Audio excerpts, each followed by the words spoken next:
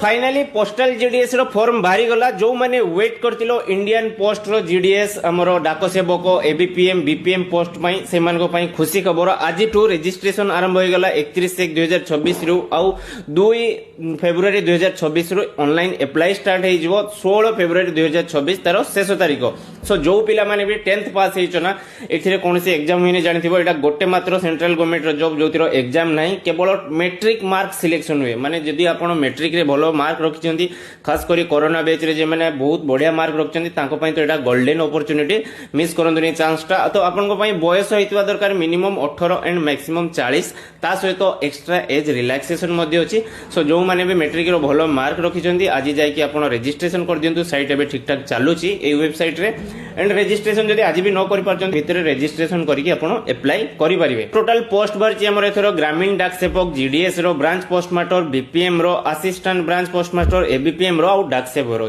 जो पिला माने अप्लाई करिया पई चाहछंती जियो पिला एससी एसटी हैंडिकैप एमान को पई कोनोसी एप्लीकेशन फीस नाही केवल जनरल ईडब्ल्यूएस और ओबीसी रो पो पिला मान को पई 100 टंका एप्लीकेशन फीस अछि वीडियो को अधिक शेयर कर दियंतु समस्तनकर हेल्प पेज सब एमती वीडियो पाइ फॉलो कर दियंतु जय जगन्नाथ।